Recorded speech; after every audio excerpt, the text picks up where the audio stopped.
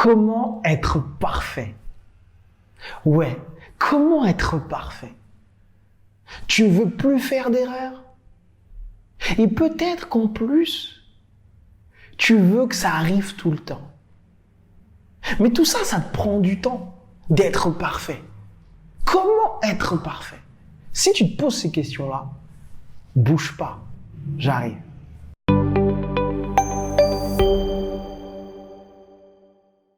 Hola, j'espère que tu vas bien, c'est Patrick Soulaye, je suis expert en sciences comportementales et je t'apporte la pépita du jour. La pépita, le truc qui va faire que tu vas avancer aujourd'hui grâce à les sciences du comportement. Et là, je vais me servir de l'étymologie des mots. L'étymologie des mots pour t'aider. Pourquoi l'étymologie? Parce qu'en fait, ce qui fait que tu t'auto-sabotes chaque jour, c'est l'histoire que tu te racontes.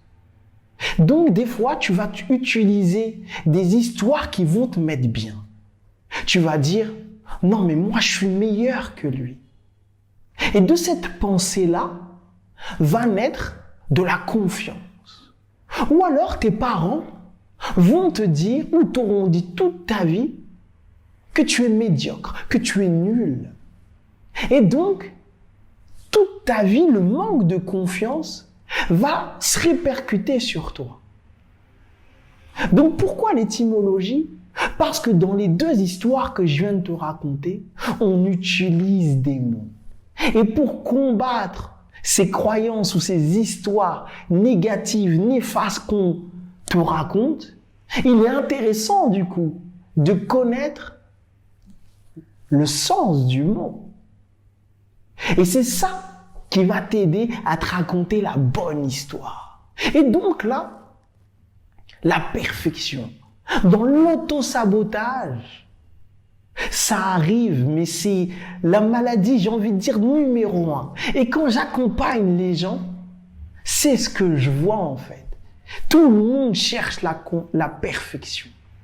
Mais la perfection, qu'est-ce que ça veut dire? Ça vient du latin perficio et qui veut dire accomplir une tâche totalement, jusqu'au bout.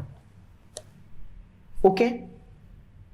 C'est différent de ne pas avoir de défaut. Parce que souvent, ce qui ressort dans la perfection, c'est que je veux rendre un travail parfait. On entend un travail sans défaut. La perfection, c'est pas ça. La perfection, c'est une tâche effectuée jusqu'au bout. Jusqu'au bout de tes capacités, jusqu'au bout de ton envie, jusqu'au bout de tes idées. Mais pas sans défaut.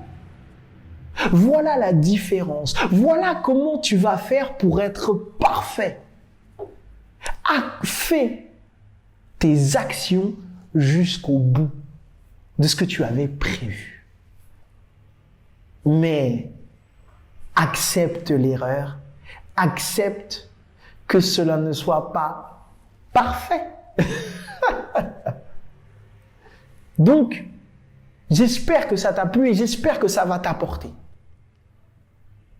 Et moi, je te dis à demain. Ciao!